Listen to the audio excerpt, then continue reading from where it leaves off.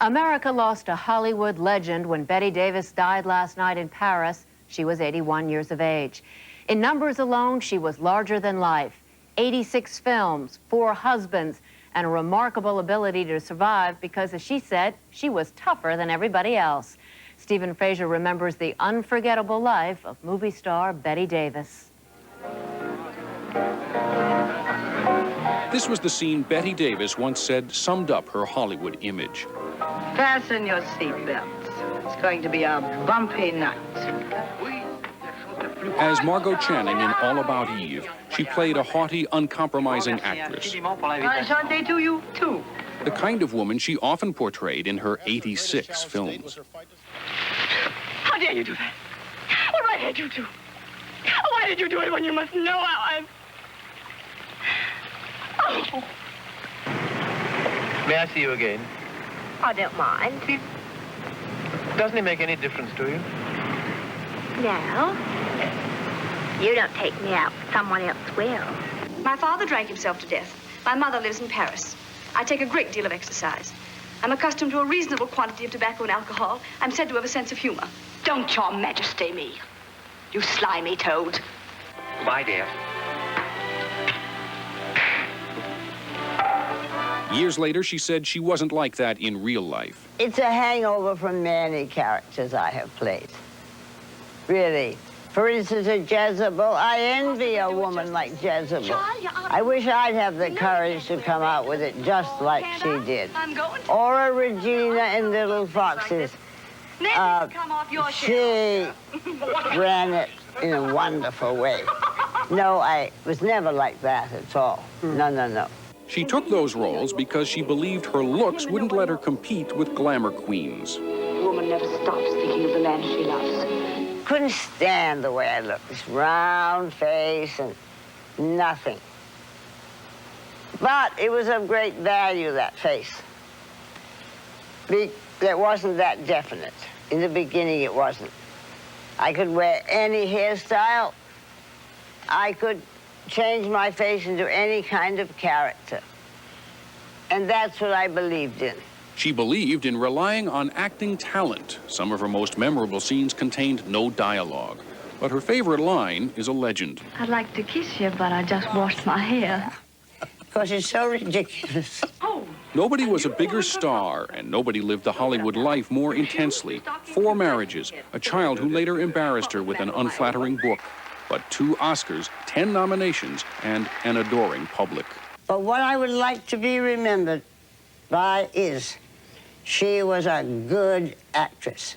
Alas, Mrs. Strong, memories can fade too. That has not been my experience. And what memories they are. And will you be happy, Charlotte? Oh, Jerry, don't let's ask for the moon. We have the stars.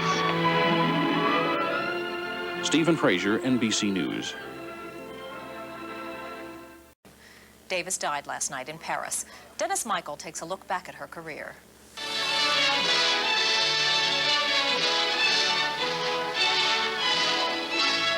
Jerry, don't let's ask for the moon. We have the stars. You dig the holes, I'll put them in. I want to very much. The highlights and unforgettable moments from Bette Davis's 100 films would be too numerous to list, but her contribution to film history has been immense. Davis's career was long enough to confer on her the title Living Legend, a description she grew to accept. Well, gradually I realized, of course, it's a compliment. And isn't it fortunate to reach this position while I'm still alive and know it? Let's just think of Beethoven, never knew we still are playing his music today. Starting with a single line in a Broadway play in 1927, Davis's career rose swiftly in the early days of the talkies. Prince, let me go. Take me out of here. She earned 2 Best Actress Oscars in the 30s and in the process gave the famed statuette its name. Her films, mostly for Warner Brothers, made her popular with moviegoers, but within the movie industry, she gained a reputation for being difficult. In later years, Davis said the reputation was deserved. Oh, I'm very difficult if somebody is incompetent. I mean, if a director does not know what he's doing, of course I'm difficult. Because once more, I'm saying to myself, it's my name, that will get praise or blame. Davis made a number of comebacks in her tempestuous career, the first in 1950 with the highly praised All About Eve. Autograph fiends, they're not people.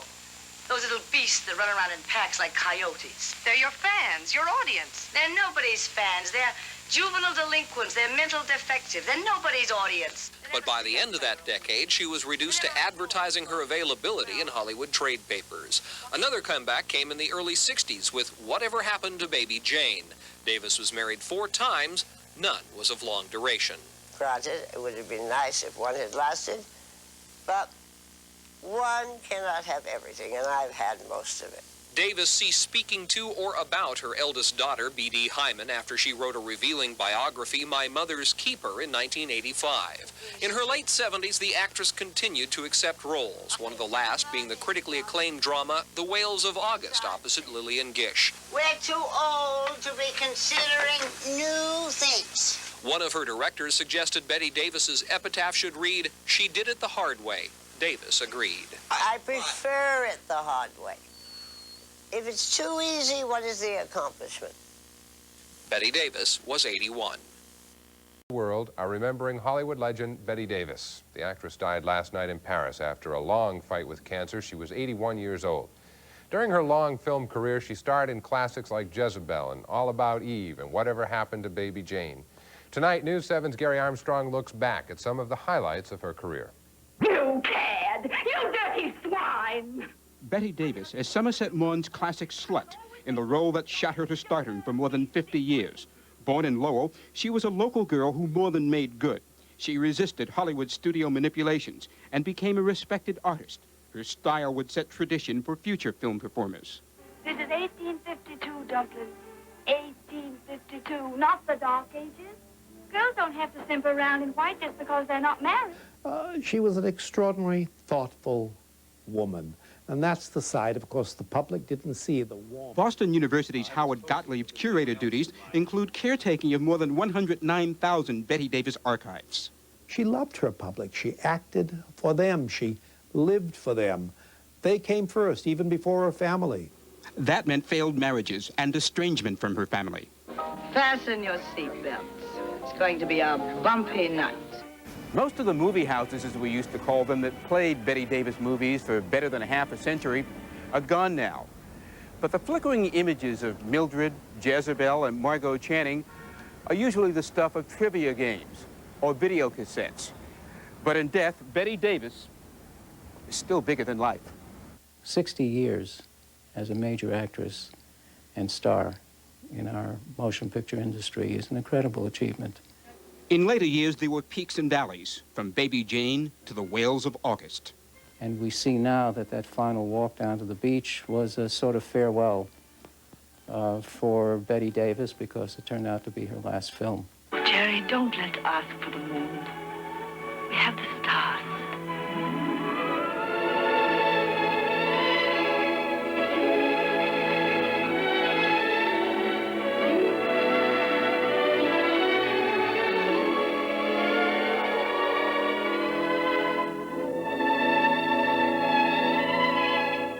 Bette Davis lost her long fight with cancer last night at a Paris hospital. She was 81. Born Ruth Elizabeth Davis in Lowell, she fought Hollywood's fixation with glamour girls to star in more than 80 films. She was nominated for an Oscar 10 times and won Best Actress awards in 1935 for Dangerous and in 1938 for Jezebel. Other films included Whatever Happened to Baby Jane.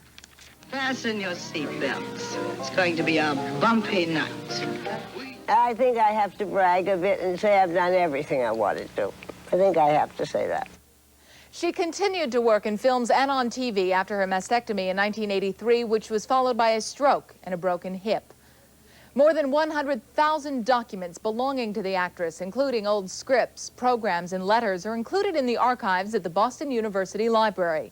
Curator Howard Gottlieb first met Bette Davis in 1963. Among his personal collection, photographs and gifts from the actress, whose death, he says, is a loss to the world. He reflected on his long friendship.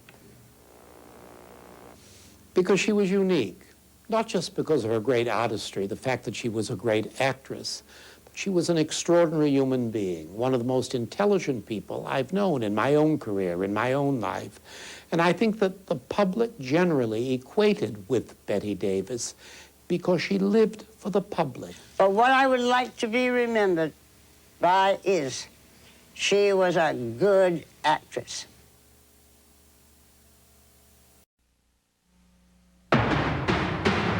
There's something in me that wants something different. She was tough, she was outspoken, she was a fighter to the end. This is Entertainment Tonight for Monday, the 9th day of October, 1989.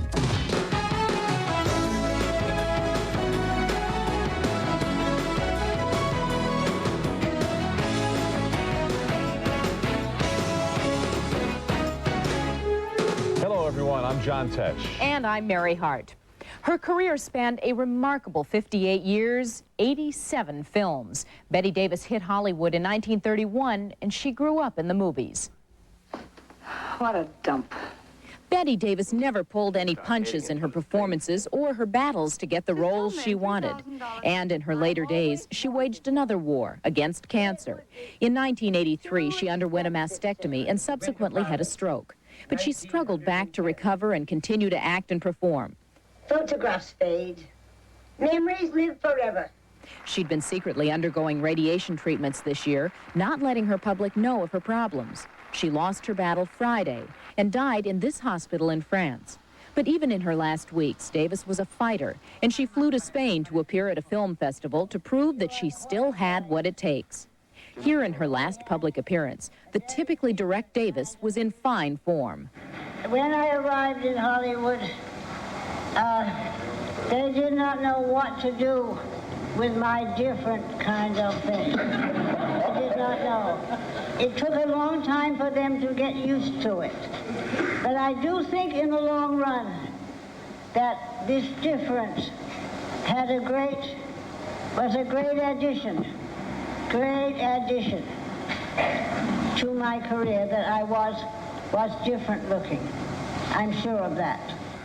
Private funeral services will be held for Miss Davis, the date and location yet to be decided. A spokesman said an additional public memorial service would be held in Los Angeles in about 10 days. Bette Davis was nominated 10 times for an Academy Award, and she won twice, an Oscar for Dangerous in 1935 and another 3 years later for Jezebel. But it will be for the broad sweep of her remarkable career that Bette Davis will be remembered. Fasten your seatbelts. It's going to be a bumpy night. That immortal line from All About Eve sums up not only the hard-as-nails character, but epitomizes the personality of the Hollywood star who portrayed her, the one and only Bette Davis. I was so lucky where I came from. A good Yankee upbringing. No compliments in Yankee land, no anything. But that meant that there was no way I ever could have believed my own publicity and gone Hollywood, as they say, and gotten a large hit. She'd come from New England with some theater training and was the first to admit she was about as far from the usual sexy starlet image as you could get. What Davis had was talent and guts and a seemingly innate grasp of how to connect with the camera. Here's her first major role in Of Human Bondage in 1934. I never cared for you, not once. I was always making up to love you. You bored me stiff. I hated you. It made me sick when I had to let you kiss me. I only did it because you begged me. You hounded me. You drove me crazy. Davis became a star at Warner Brothers, although she detested what she called the many mediocre projects assigned to her. And even though she won the first of her 2 Academy Awards in 1935, Bette fought studio boss Jack Warner with a feistiness that's still impressive today, as these letters from the studio's files reveal. Davis refused to work after an unbroken string of film assignments without vacation. Here she tells Warner, quote, "Arguing with me is no use, nor do I want to come back until it is settled." After a while, she became so casual about being laid off, she even told the Warner Brothers boss, "If your actions in these matters is suspension, I would appreciate knowing as soon as possible so I can open my house in New Hampshire." But her fight with the studio for better working conditions and better scripts usually paid off. The other bottle. Daddy! Upstairs, quick! The late 30s and early 40s found the star in her prime. A second Oscar for Jezebel in 1938 was followed by a couple of new Davis films each year. And will you be happy, Charlotte? Oh, Jerry, don't let's ask for the moon. We have the stars. Davis was not one to rest on her laurels. She was the first woman president of the Academy of Motion Picture Arts and Sciences. And with John Garfield, a co-founder of World War II's Hollywood Canteen, Betty starred as herself in the film based on the famous landmark. Miss Davis, meet Slim, the one-man army. Hello, Slim. Holy smoke. You're Mrs. Skeffington. I mean Betty Davis, aren't you? I saw you on the hospital ship before you were even released on the mainland. When film roles dwindled in the late 50s, early 60s, she shocked Hollywood by placing a tongue-in-cheek want ad in the newspaper announcing her availability. You get a taste of what suffering is really like. Nonetheless, Bette Davis loved acting and often crossed over to television if the part was challenging. Miss Rotten, stinking actress! Press a button, ring a bell, and you think the whole damn world comes running, don't you? Strong-willed, determined, hard-working, and ambitious, Bette Davis always said her reputation for toughness was due more to the lingering image of the roles she played than to her own actual personality.